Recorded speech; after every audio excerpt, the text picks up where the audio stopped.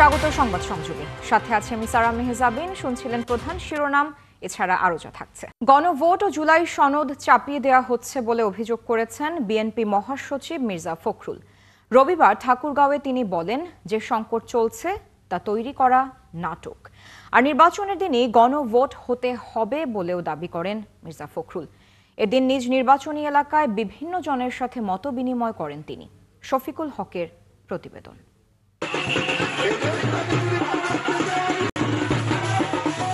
নির্বাচনকে সামনে রেখে নিজ নির্বাচনী এলাকা ঠাকুরগাঁওয়ে গণসংযোগে নেমেছেন বিএনপি মহাসচিব মির্জা ফখরুল ইসলাম আলমগীর। দিনভর একাধিক মতবিনিময় সভায় অংশ নেন বিএনপির এই শীর্ষ নেতা। আগামীর বাংলাদেশ বিনির্মাণে ধানের শীষের পক্ষে ভোট বিপ্লবের আহ্বান জানান মির্জা ফখরুল। দেশের চলমান সংকট সৃষ্টি করা বলে মন্তব্য মির্জা ফখরুলের।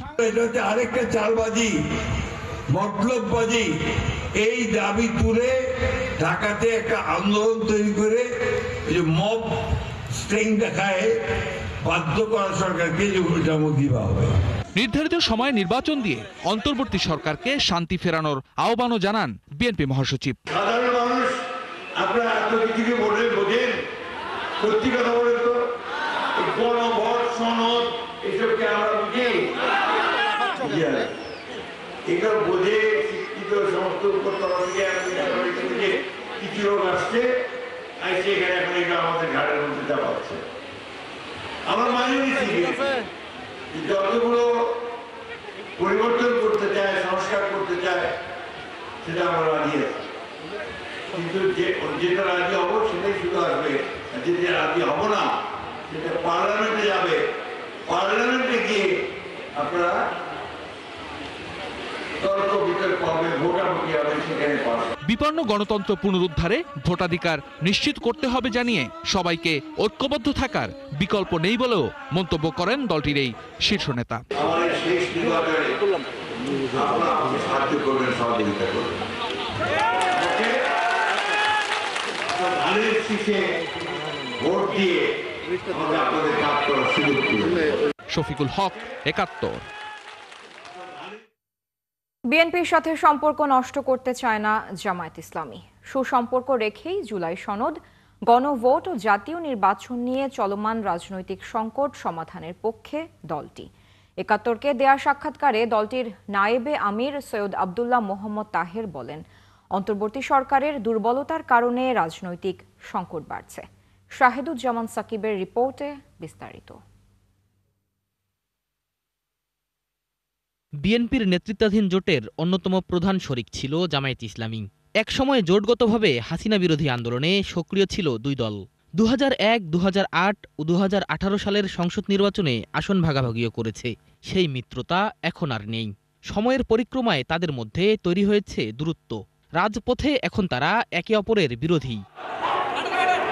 মূলত গণ অভ্যুত্থানের পর বিএনপি জামায়াতের মধ্যে দূরত্ব বাড়তে থাকে। জুলাই সনদ, গণভোট আর জাতীয় নির্বাচন, এই তিন বিষয়ে তাদের মধ্যে এখন বাহাত চলছে। এই সংকট নিরসনে রাজনৈতিক দলগুলোকে সিদ্ধান্ত নিতে সময় বেঁধে দিয়েছে অন্তর্বর্তী সরকার। পরিস্থিতি বিবেচনায় এনে বিএনপিকে আলোচনায় বসতে আনুষ্ঠানিক প্রস্তাব দিয়েও সাড়া পায়নি জামায়াত। তাহলে এই সংকটের সমাধান কোথায়? জামায়াতের নায়েবে আমির আব্দুল্লাহ মোহাম্মদ তাহের বলছেন, আলোচনা ছাড়া ভিন্ন কোনো পন্থায় সমাধান থাকলে সেটিও বিএনপির কাছে জানতে চান তারা। যেহেতু ওনারা মনে করছেন আলোচনার প্রয়োজন নাই, তাহলে আলোচনা ছাড়াই তাদের কাছে একটা সমাধান আছে নিশ্চয়ই, সেটা তারা জাতিকে পেশ করুক। সমস্যা সমাধানে সরকারকেই কার্যকর ভূমিকা নিতে হবে বলে মনে করেন জামায়াতের এই নীতি নির্ধারক। সরকারের উচিত খুব স্ট্রং ভূমিকা নেওয়া এবং রিফর্মসের ব্যাপারে যে প্রস্তাব দিয়েছে ন্যাশনাল কনসেনসাস কমিটি, সে আলোকে তারা স্টেপ নেওয়া। সরকারের এই দুর্বলতার কারণেই সমস্যা ঘনীভূত হচ্ছে। বিএনপির সাথে সম্পর্কের যে টানাপোড়েন চলছে তা পারস্পরিক বোঝাপড়ার মাধ্যমে সমাধান করতে চায় জামাত, এমনটি জানান ডাক্তার তাহের। বিএনপির সাথে আমরা কোনো ধরনের সম্পর্ক নষ্ট করতে চাই না, আমরা বিরোধিতা করতে চাই না, এবং বিএনপি নেতৃবৃন্দের সাথে আমাদের অনেক সুসম্পর্ক আছে। বাকি যেটা এখন হচ্ছে, যেহেতু বিএনপি আর জামাতই প্রধান প্রতিদ্বন্দ্বী, এটা কিছুটা রাজনৈতিক, কিন্তু এটা সম্পর্কের কোনো ঘাটতির বিষয় না। তারপরে আমরা চাই যে রাজনৈতিক কারণে হোক যতটুকু উত্তাপ আছে সেটাকে আলাপ আলোচনা করে একটা ভালো এনভায়রনমেন্ট তৈরি হওয়া দরকার, বিশেষ করে নির্বাচনের আগে। 237 আসনে বিএনপির প্রার্থী ঘোষণাকে ইতিবাচক হিসেবে দেখছে দলটি। অনেক সিনিয়র লোকদেরকে ওনারা নমিনেশন দিয়েছেন, এটাকে আমরা ওয়েলকাম করি। শাহেদুজ্জামান সাকিব, 71, ঢাকা। ঢাকার একটি আসন থেকে নির্বাচনের ঘোষণা দিলেন অন্তর্বর্তী সরকারের উপদেষ্টা আসিফ মাহমুদ। রবিবার ঢাকা 10 আসনের আওতাভুক্ত ধানমন্ডি থানা নির্বাচন কার্যালয়ে ভোটার হওয়ার আবেদন করেন তিনি। জানান, পদত্যাগের বিষয়টি নির্ভর করছে সরকারের উচ্চ পর্যায়ের সিদ্ধান্তের ওপর। আশিক মাহমুদের প্রতিবেদন। ঢাকা 10 সংসদীয় আসনে ভোটার হতে দুপুরে ধানমন্ডি থানা নির্বাচন অফিসে যান স্থানীয় সরকার, পল্লী উন্নয়ন ও সমবায় মন্ত্রণালয়ের উপদেষ্টা আসিফ মাহমুদ সজীব ভুইয়া। এ সময় নির্বাচন কমিশনের কর্মকর্তারা তাকে স্বাগত জানান। ভোটার হওয়ার জন্য প্রয়োজনীয় প্রক্রিয়া সম্পন্ন করেন আসিফ মাহমুদ। তিনি জানান, ঢাকা থেকে নির্বাচন করবেন এটা মোটামুটি নিশ্চিত। কবে পদত্যাগ করবেন এখনও নেননি চূড়ান্ত সিদ্ধান্ত। যেহেতু ঢাকা থেকে নির্বাচন করব এটা মোটামুটি নিশ্চিত। সেই জায়গা থেকে নিজের ভোটটাও ঢাকায় নিয়ে আসা, কারণ ভোটটা যাতে অপচয় না হয়। আমি যদিও ভোটার হয়েছে আগে, কিন্তু কোনো নির্বাচনে ভোট দিতে পারি নাই। 2টা নির্বাচন আমি ভোটার হওয়ার পরে হয়েছে, 2019 সালে এবং 2024 সালে, এবং আপনারা জানেন যে এই সময়ে কেউই ভোট দিতে পারেনি। এই নির্বাচনে যাতে ভোট দিতে পারি সেটা নিশ্চিত করলাম। নির্বাচন কোথা থেকে করবো এই বিষয়ে এখনও চূড়ান্ত কোনো সিদ্ধান্ত হয়নি, তবে ঢাকা থেকে করবো। কোন দল বা জোট থেকে নির্বাচন করবেন এই প্রশ্নে জানান, আপাতত স্বতন্ত্রভাবেই ভোটে দাঁড়ানোর কথা ভাবছেন তিনি। এখন পর্যন্ত পরিকল্পনা স্বতন্ত্র নির্বাচন করারই, তারপরে দেখা যাক। সেক্ষেত্রে কি আপনার জন্য বিএনপি আসনটা ফাঁকা রেখেছে, কি মনে করেন? কোনো আলোচনা চলছে? আমার কারোর সাথে কোনো ধরনের আলোচনা হয় নাই। কেউ কোন আসন কোন রাজনৈতিক দল ফাঁকা রাখলো কি রাখলো না সেটা আমার দেখার বিষয় না। আমি আমার সিদ্ধান্ত ব্যক্তিগতভাবে এককভাবেই নিব। সবকিছু ঠিক থাকলে নির্বাচন করতে শিগগিরই উপদেষ্টা পরিষদ থেকে পদত্যাগ করবেন তিনি। আশিক মাহমুদ, 71, ঢাকা। 13 নভেম্বর ফ্যাসিস্টদের হুমকিতে সরকার শঙ্কিত নয় বলে জানিয়েছেন স্বরাষ্ট্র উপদেষ্টা। তিনি জানান, দায়িত্ব পালনরত সশস্ত্র বাহিনীর 50% সদস্যকে ব্যারাকে ফিরিয়ে নেওয়া হয়েছে, এমন তথ্য সঠিক নয়। এদিকে 71 টেলিভিশনকে প্রেস সচিব জানিয়েছেন, নিষিদ্ধ সংগঠনের কার্যক্রমে এক বিন্দু ছাড় দেবে না সরকার। আরও জানাচ্ছেন নূরনবী সরকার। ঠিক আছে। 13 নভেম্বর আন্তর্জাতিক অপরাধ ট্রাইব্যুনালে শেখ হাসিনা সহ 3 আসামির জুলাই আগস্টে সংঘটিত মানবতাবিরোধী অপরাধের মামলার রায়ের দিন জানাবেন বিচারপতিরা। এই দিনকে ঘিরে কার্যক্রম নিষিদ্ধ আওয়ামী লীগের পলাতক নেতারা ঢাকা ঘেরাও করার কথা সামাজিক মাধ্যমে জানিয়েছে। এই দিন কি ঘটে রাজধানীসহ সারা দেশে জনমনে জিজ্ঞাসা আছে। রবিবার সচিবালয়ে আইনশৃঙ্খলা সংক্রান্ত সভা শেষে কথা বলেন স্বরাষ্ট্র উপদেষ্টা। এই মুহূর্তে সেনাবাহিনী সব আগে যেরকম ছিল এখন একই থাকছে। কোনো ধরনের আশঙ্কা নাই, কোনো ধরনের লকডাউন যে কোনো ধরনের কি ডাকছে কোনো আশঙ্কা নেই। একই বিষয়ে 71 টেলিভিশন জানতে চান প্রেস সচিবের কাছে। তিনি জানান, কোনো ছাড় নয়। আইন ভঙ্গ করে কোনো রকমের কোনো মিছিল মিটিং করতে চায়, অবশ্যই সেই বিষয়ে আইনের পুরো ফোর্স সেখানে অ্যাপ্লাই হবে। অবশ্যই সবচেয়ে কঠোরতম অবস্থান এইখানে। গভর্নমেন্টের এই বিষয়ে 1 ইঞ্চি ছাড় দেওয়ার মতো অবস্থা নাই। আমরা এটা গভর্নমেন্ট 1 ইঞ্চি ছাড় দিবে না এখানে। হ্যাঁ, আমরা এই বিষয়ে কোনো রকমের কোনো ছাড় নাই, সেটা ঢাকায় হোক আর চিটাঙ্গি হোক বা কোনো ডিস্ট্রিক্ট টাউনে। বাট আমরা দেখছি যে সত্যিকার অর্থে আপনি যদি দেখেন, তারা তো অনেক হম্বিতম্বি করছে। কয়টা ঝটিকা মিছিল করেছে, কয়টা লোক হয়, আর 2 জন লোক এসে একটু ভিডিও করে 30 সেকেন্ড করে চলে যায়। এটা কি পলিটিক্যাল পার্টির ইয়ে? আর সত্যিকার অর্থে বাংলাদেশের মানুষ তো তাদের ব্যাপারে একটা ডিসিশন নিয়ে নিয়েছে, তারা খুনে জড়িত ছিল। 13 নভেম্বর রায়ের তারিখ ঘোষণার দিন ঘিরে বাড়তি নিরাপত্তা ব্যবস্থা কার্যকরে পদক্ষেপ থাকবে বলে জানিয়েছে সরকার।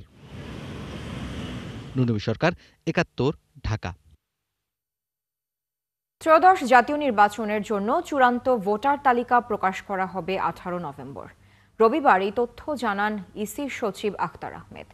তিনি আরও জানান, একই দিনে প্রবাসীদের জন্য পোস্টাল ভোট বিডি নামে একটি অ্যাপেরও উদ্বোধন করা হবে। আর দলের নিবন্ধন নিয়ে অনশনরত তারেককে ইসিতে আপিল করারও পরামর্শ দেন সচিব। ফারজানা আক্তারের প্রতিবেদন। রাজনৈতিক দল হিসেবে নিবন্ধন না পেয়ে ইসির ফটকের সামনে 5 দিন ধরে অনশন করছেন আমজনতা দলের সদস্য সচিব তারেক রহমান। তাকে দেখতে রবিবার দুপুরে কমিশনে আসেন বিএনপি নেতা ইশরাক হোসেন। ইশরাক বলেন, দলটির নিবন্ধন বিষয়টি পুনরায় বিবেচনা করা উচিত ইসির। ওনারা বলছেন যে বাকিগুলোতে তারা ভিজিটই করতে যান না এবং কর্মকর্তার সাথে যোগাযোগ করা হলে তিনি নানা টালবাহানা করেছেন। তো এগুলা কমিশনের খতিয়ে দেখা উচিত। এদিকে কমিশনের পক্ষ থেকে ইসি সচিব তারেককে অনশন ভঙ্গ করে আপিল করার আহ্বান জানান। অ্যাপিল বা সংশোধনে বা পরিমার্জন, পরিবর্ধন, সময়বর্ধন এগুলো তো একটা প্রচলিত প্রথা। তো সেটা নিশ্চয়ই ওনারা সবিবেচনায় নেবেন এবং এই অনশন আমি আন্তরিকভাবে আবেদন করব যেন এই অনশন ভঙ্গ করে আমাদেরকে আইনগতভাবে জিনিসটা সুরাহার দিকে নিয়ে যাবেন। এদিকে 16 নভেম্বরের পরিবর্তে 18 নভেম্বর প্রবাসীদের ভোটিং অ্যাপ পোস্টাল ভোট বিডির উদ্বোধন হবে বলে জানান ইসি সচিব। একই দিন প্রকাশ করা হবে চূড়ান্ত ভোটার তালিকাও। 16 নভেম্বরের পরিবর্তে আমরা এখন এটা করব 18 নভেম্বর। মূল কারণটা দুটো, একটা হচ্ছে যে 16 নভেম্বর হয়ে গেছে রোববার। রোববার তো বিশ্বের অধিকাংশ দেশেই আর কি সাপ্তাহিক ছুটি, কিন্তু আমাদের এখানে তো আমরা কাজ করি। তো সেটা বিবেচনা করে দেখা গেল যে এটা আমাদের 18 তারিখ করলে জিনিসটা ভালো হয়। আর এর সাথে আরও একটা জিনিস আছে যে 18 তারিখ আমরা আমাদের চূড়ান্ত ভোটার তালিকা প্রকাশ করব। আগামী নির্বাচনে সাংবাদিকদের অবাধ তথ্য প্রবাহ নিশ্চিত, আরপিও সংশোধন, সাংবাদিকদের নিরাপত্তা সহ 14টি সুপারিশ নিয়ে নির্বাচন ভবনে সিইসির সাথে সাক্ষাৎ করেন সাংবাদিক নেতারা। ফারজানা আক্তার, 71, ঢাকা। নির্বাচনকে নিয়ে যদি কোনো চক্রান্ত ষড়যন্ত্র করা হয় তাহলে বিএনপির নেতাকর্মীরা ঘরে বসে থাকবে না বলে জানিয়েছেন বিএনপির কেন্দ্রীয় নির্বাহী কমিটির সদস্য অ্যাডভোকেট এম রুহুল কুদ্দুস তালুকদার দুলু।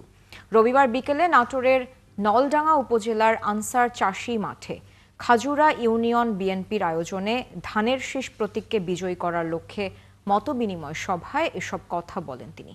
এ সময় তিনি আরও বলেন, বাংলাদেশের মানুষ 17 বছর আন্দোলন করেছে, সংগ্রাম করেছেন নির্বাচনের জন্য। এই জন্যই যত তাড়াতাড়ি সম্ভব নির্বাচন দিতে হবে। এ সময় বক্তব্য রাখেন দুলুর সহধর্মিনী ও বিএনপি নেত্রী সাবিনা ইয়াসমিন, ছবি সহ বিভিন্ন সংগঠনের নেতাকর্মীরা। জামাতের ভাইরা দয়া করে আর ষড়যন্ত্র চক্রান্ত করবেন না। নির্বাচন যত ঘনিয়ে আসছে ষড়যন্ত্র চক্রান্ত নতুন করে শুরু হচ্ছে। একটা রাজনৈতিক দল দেশ ছেড়ে পালিয়ে গেছে ভারতে, আর একটা রাজনৈতিক দল এখন তৎপর। এই জামাতে ইসলাম মনে করছে এই বোধহয় ক্ষমতা চলে গেল। ঢাকা বিশ্ববিদ্যালয়, রাজশাহী বিশ্ববিদ্যালয় ভোটে জিতেছে। আরে জিয়া রহমান স্যার যখন ক্ষমতা ছিল তখনও তো ওই সময় জাসদের সমস্ত ইউনিভার্সিটি দখলে ছিল। জাসদকে সিট পেয়েছে বলেন? রুহুল কুদ্দুস তালুকদার দুলু নাটোরে ধানের শীষ বিএনপি ছাড়া এখানে আর কোন দলের অস্তিত্ব আছে বলেন? ময়মনসিংহ 3 গৌরীপুর আসনে বিএনপির 2 গ্রুপের সংঘর্ষে দেওয়ান তানজিন আহমেদ মিঠু নামের এক ছাত্রদল নেতা নিহত হয়েছেন। এ সময় অন্তত 10 জন আহত হয়েছেন। গৌরীপুর বাজারে বিকেলে এই সংঘর্ষ হয়।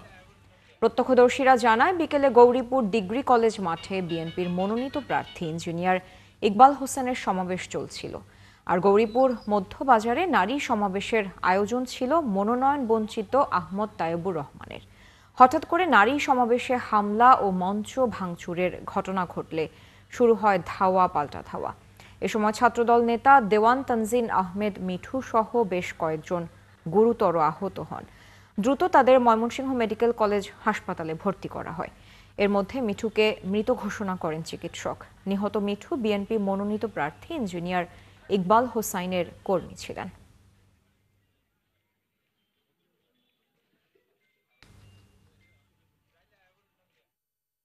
কর্মক্ষেত্র সহ ঘরে বাইরে সবখানে নারীর নিরাপত্তার দাবি করেছেন ময়মনসিংহের নানা শ্রেণী পেশার নারী ভোটাররা। নারীর অধিকার ও ক্ষমতায়ন প্রতিষ্ঠা সহ বৈষম্যের অবসান চেয়েছেন তারা। চেয়েছেন নারী বান্ধব সরকার। আর নতুন ভোটারদের চাওয়া সহিংসতামুক্ত সুষ্ঠু ভোট। বাবুল হোসেনের তথ্য ছবিতে প্রতিবেদন। আসন্ন জাতীয় সংসদ নির্বাচনকে ঘিরে শুরু হয়ে গেছে প্রার্থীদের প্রচার, চলছে পোস্টার লাগানো, সভা সমাবেশ। সারা দেশের মতো ময়মনসিংহেও এবার প্রথমবারের মতো ভোট দিবেন বহু নতুন নারী ভোটার। তারা বলছেন শান্তিপূর্ণ পরিবেশে নিজের ভোট নিজেই দিতে চান, পাশাপাশি নিরাপত্তা নিশ্চিত করতে পারবে এমন ব্যক্তিকে বেছে নিতে চান জনপ্রতিনিধি হিসেবে। যে পুরুষের পাশাপাশি তার সমান ক্ষমতা থাকবে, প্লাস এমন অ্যাবিলিটি থাকবে যেন দেশটাকে সুন্দর করে গড়ে তুলতে পারে। নারীদের সমান অধিকার নিয়ে ভাববে, নারীদের নিরাপত্তা নিয়ে ভাববে, রাস্তাঘাটে নারীরা যেন কোনো দুর্ঘটনার শিকার না হয়, এসব নিয়ে ভাববে। নারী নেত্রীরা জানান সুষ্ঠু পরিবেশে যেন সবাই ভোট দিতে পারে সেটার দায়িত্ব শুধু প্রশাসনের নয়, সবার।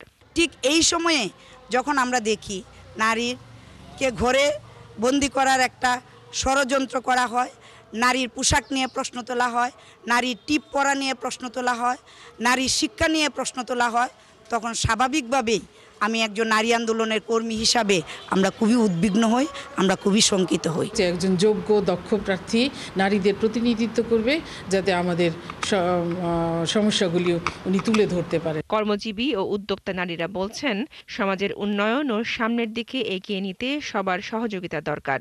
সেজন্য তারা চান নারীর ক্ষমতায়ন, অধিকার ও বৈষম্য দূর করতে বাস্তবমুখী উদ্যোগ।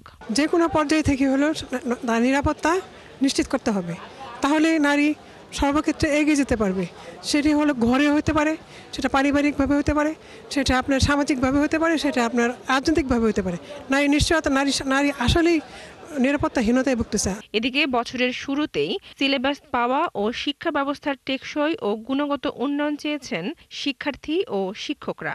আমরা যে সন্ধ্যার পরে অনেকের টিউশন থাকে, ওইটা সেফলি করা যায় না, একটা ভয় নিয়ে আতঙ্ক নিয়ে চলতে হয়। তাছাড়া দেশের বাইরে যে শিক্ষার মান আর আমাদের দেশে যে শিক্ষার মান, এটা টোটালি অনেক ডিফারেন্ট, এটা এক হওয়া উচিত। ময়মনসিংহের মোট ভোটার 47,13,622 জন। এর মধ্যে নারী ভোটার 23,37,852 জন। বনশ্রী হালদার, ৭১। ইতিহাসের সবচেয়ে বড় অর্থ কেলেঙ্কারির ঘটনায় মামলা করল দুর্নীতি দমন কমিশন। ইসলামী ব্যাংক থেকে ঋণের নামে প্রায় 10,500 কোটি টাকা আত্মসাতের অভিযোগে এস আলম গ্রুপের চেয়ারম্যান সহ 67 জনের বিরুদ্ধে মামলা করেছে দুদক।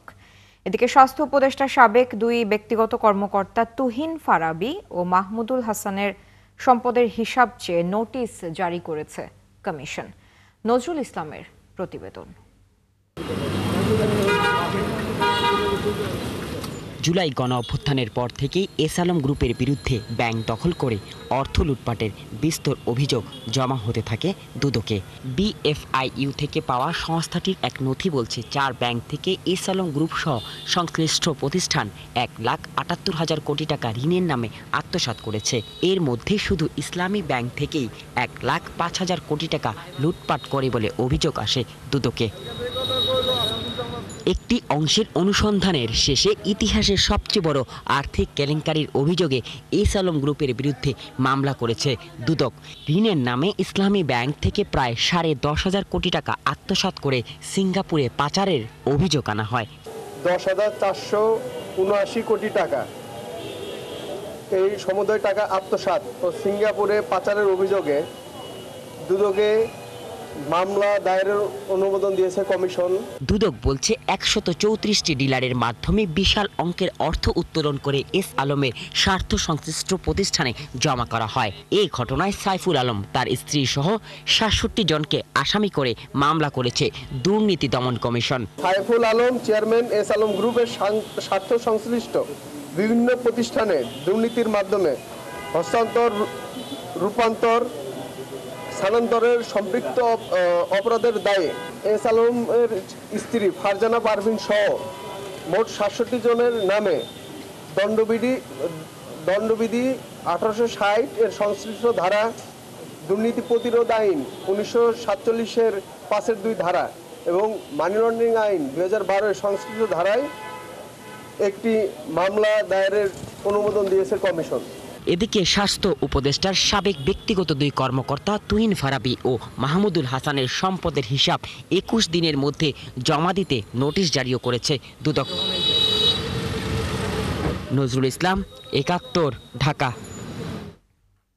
আন্তর্জাতিক মুদ্রা তহবিল IMF এর ষষ্ঠ কিস্তির অর্থ অন্তর্বর্তী সরকারের সময় মিলছে না। রবিবার সচিবালয় অর্থ উপদেষ্টা আরও জানান, পরে একসাথে ষষ্ঠ ও সপ্তম কিস্তির টাকা পাওয়া যাবে। এদিকে এবারের মৌসুমের ধান ও চাল কেনার দর ঠিক করেছে সরকার। প্রতি কেজি ধান 34 টাকা, সিদ্ধ চাল 50 ও 49 টাকা কেজিতে কেনা হবে আতপ চাল। শারমিনীরা রিপোর্ট। অনেক চেষ্টায় সব মিলিয়ে আন্তর্জাতিক মুদ্রা তহবিলের $550 বিলিয়ন ঋণ। সফর, পর্যালোচনা, অনেক দিন দরবার শেষে IMF এর প্রতিশ্রুতির এই ঋণের 5টি কিস্তি ছাড় হয়েছে, যার পরিমাণ এখন পর্যন্ত $360 কোটি। গণ অভ্যুত্থান পরবর্তী সময়ে বাকি থাকে ষষ্ঠ ও সপ্তম কিস্তি। IMF এর প্রতিনিধিদের দফায় দফায় পূর্ব মূল্যায়নের সফর ইতিবাচক, এমনটাই বলা হচ্ছিল অন্তর্বর্তী সরকারের পক্ষ থেকে। কিন্তু যখন কিস্তির তারিখ ডিসেম্বর, তখন সরকারের পক্ষ থেকে শোনা যাচ্ছে ভিন্ন কথা। অর্থ উপদেষ্টা বললেন, নির্বাচনের পর সব ঠিক থাকলে ষষ্ঠ সপ্তম কিস্তির অর্থ ছাড় করবে সংস্থাটি। যে আমরা এখন কোনো প্রয়োজন নাই, ওরা রিভিউটা কমপ্লিট করে, কারণ ওরা বলছে তোমরা তো করে যাচ্ছ যে জিনিসগুলো, আমরা একটু দেখতে হবে একটা রাজনৈতিক সরকার এসে কতটুকু এটা ধারণ করে। ওটা তো একটা ইম্পর্টেন্ট জিনিস, যে ওরা ধারণ করার পর আমরা ফেব্রুয়ারির দিকে ইলেকশনের সাথে সাথে ওরা আবার রিভিউ আসবে, তারপর ওরা ডিসাইড করবে। 2টা কিস্তি একবারে দিয়ে দেবে। এদিকে ক্রয় সংক্রান্ত উপদেষ্টা পরিষদ কমিটি আর খাদ্য পরিকল্পনা ও পরিধারণ কমিটির বৈঠক শেষে তিনি আরও বলেন, নতুন পে স্কেল নির্বাচিত সরকার এসে বাস্তবায়ন করবে। আর খাদ্য উপদেষ্টা 20 নভেম্বর থেকে শুরু হতে যাওয়া আমন সংগ্রহের কর্মসূচি জানান। বলেন, 34 টাকা কেজি দরে 50,000 টন ধান, 50 টাকা কেজি দরে 6 লাখ টন সিদ্ধ চাল ও 49 টাকা কেজি দরে 50,000 টন আতপ চাল কিনবে সরকার। আপনার লিমিটটা যদি ঊর্ধ্বে যায়, এটাকে অনুমোদন দেওয়া হয়েছে যে ঊর্ধ্বে যেতে হবে। আমরা চেষ্টা করব এটা অবশ্যই অ্যাচিভ করতে এবং উপরে যেতে। দাম ঠিক করা হয়েছে অত্যন্ত রিয়েলিস্টিক দাম, কারণ এখানে আমরা কৃষকের স্বার্থটা দেখতে হয়েছে। কৃষকের উৎপাদন ব্যয় প্লাস তার কিছুটা ইনসেন্টিভ প্রফিটও দিতে হবে। 34 টাকা কেজি ধরা হয়েছে ধান, 50 টাকা কেজি ধরা হয়েছে সিদ্ধ চাল, 49 টাকা কেজি ধরা হয়েছে আতপ চাল। অর্থ উপদেষ্টা দাবি করেন, দেশের খাদ্য পরিস্থিতি ভালো আছে, মোটামুটি সন্তোষজনক। শারমিনীরা, ৭১, ঢাকা। ভালো। আরেক দফা বড় ধরনের দরপতনের মুখোমুখি ডিএসসির বিনিয়োগকারীরা। রোববার সপ্তাহের প্রথম কার্যদিবসে লেনদেন হওয়া 390 কোম্পানির শেয়ারের মধ্যে দরপতন হয় 329টির। পাশাপাশি প্রধান সূচক 68 পয়েন্ট কমে দাঁড়িয়েছে 4,900 পয়েন্টে। একীভূত হতে যাওয়া 5 ব্যাংকের ক্ষুদ্র বিনিয়োগকারীদের স্বার্থ রক্ষা না হওয়া এবং নির্বাচন নিয়ে অনিশ্চয়তাকে দুষছেন বিশ্লেষকরা। বিস্তারিত মইনুল হাসানের প্রতিবেদনে। দীর্ঘদিন ধরেই সূচক আর লেনদেন তলানিতে দেশের প্রধান পুঁজিবাজার ঢাকা স্টক এক্সচেঞ্জ ডিএসইতে। তবে জাতীয় নির্বাচনের ঘোষণায় আবারও চাঙ্গাভাব শুরু হয় বাজারে। লেনদেনের পাশাপাশি বাড়ে প্রধান সূচকও। তবে মাসখানেক ধরে আবারও নেতিবাচক ধারায় ডিএসইর সূচক ও লেনদেন। রোববার সপ্তাহের প্রথম কার্যদিবসে বড় দরপতনের মুখোমুখি হন বিনিয়োগকারীরা। এদিন লেনদেন হওয়া 390টি কোম্পানির শেয়ারের মধ্যে দাম কমেছে 329টির, দাম বেড়েছে মাত্র 34টির, আর অপরিবর্তিত ছিল 27টির দাম। এদিন 68 পয়েন্ট কমে প্রধান সূচক ডিএসইএক্স দাঁড়িয়েছে 4,900 পয়েন্টে। বাজারটা একটা রিয়াকশন দিচ্ছে এবং সঠিক রিয়াকশনটা দিচ্ছে। তার কারণটা হলো যে বড় বিনিয়োগকারীরা সবাই সাইডে চলে গেছে। মিডিয়কর যারা বিনিয়োগকারী, ওনারাও হাত গুটায় নিছে যে ভাই কালকে আইসা বলবে আরও 5টা ব্যাংক, তখন আমি কি করব? কারণ bank was the safest investment, কারণ ওনাদের উপরে এসইসি আছে, বাংলাদেশ ব্যাংক আছে। বাজারের এমন অস্থিরতায় 4 মাস পর গত বুধবার প্রধান সূচক ডিএসইএক্স আবারও নেমে যায় 5,000 পয়েন্টের নিচে। মাসের ব্যবধানে কমেছে 384 পয়েন্ট, আর গত এক মাসে গড় লেনদেন ছিল 400 কোটি টাকার ঘরে। বিশ্লেষণে দেখা যায় মাসের ব্যবধানে 32,000 কোটি টাকা কমে ডিএসইর বাজার মূলধন অবস্থান করছে 6,85,000 কোটি টাকায়। একটা হচ্ছে আমাদের আনসার্টেনিটিজ অ্যাবাউট দ্য ইলেকশন, সেকেন্ড হচ্ছে আপনার এই মার্জার, আর তারপরও ধরেন কিছু পেরিফেরালস ইস্যু থাকে। আমরা একটা রিফর্ম প্রসেসের মধ্যে দিয়ে যাচ্ছি। রিফর্ম প্রসেসের মধ্যে দিয়ে গেলে আপনি মানে ইউল get some people in support to the reforms and Yule gate A lot of people against the reforms. মানে এই ধরনের একটা ট্রানজিশন টাইমে কিছুটা ধরেন আনসার্টিনিটি থাকে। এবং এই ক্ষতির ফলশ্রুতিতে আজকে বাজারে যে আমরা যে চিত্র দেখতে পাচ্ছি ইন্ডেক্সের এবং অন্যান্য, সেটা হলো জাস্ট এই সকল সিদ্ধান্তের জন্য। রোববার দিনের ব্যবধানে ডিএসইর বাজার মূলধন কমেছে 4.5 কোটি টাকা। মইনুল হাসান, 71, ঢাকা। মেহেরপুর সদর উপজেলার রাজনগর গ্রামে পদ্মফুল তুলতে গিয়ে একই পরিবারের 4 শিশুর মৃত্যু হয়েছে। দুপুরে উপজেলার মশুরি ভাজা বিল এলাকায় এ দুর্ঘটনা ঘটে। নিহত শিশুরা একই পরিবারের 3 ভাইয়ের 4 মেয়ে। এরা হলো 8ম শ্রেণীর ছাত্রী ফাতেমা, আফিয়া, আলিয়া ও মিম। আত্মীয় স্বজনরা জানান দুপুরে 4 শিশু একসঙ্গে বিলে পদ্ম তুলতে যায়। এরপর অনেকটা সময় পার হলেও বাড়িতে না ফেরায় তাদের খোঁজাখুঁজি শুরু করে পরিবারের লোকজন। কিছুক্ষণ পর বিলে 4 শিশুর মৃতদেহ ভেসে উঠতে দেখেন এলাকাবাসী। খবর পেয়ে মেহেরপুর ফায়ার সার্ভিস ও সদর থানা পুলিশ ঘটনাস্থলে পৌঁছে মৃতদেহ উদ্ধার করে। কোনো অভিযোগ না থাকায় পরে তাদের পরিবারের কাছে হস্তান্তর করা হয়। এ ঘটনার পর পুরো এলাকায় নেমে এসেছে শোকের ছায়া। দর্শক, চলছে সংবাদ সংযোগ। সরাসরি সংবাদ অনুষ্ঠান দেখতে চোখ রাখুন 71-এর ফেসবুক পেজে এবং সাবস্ক্রাইব করুন 71 ইউটিউব চ্যানেল। থাকুন 71-এর সাথে।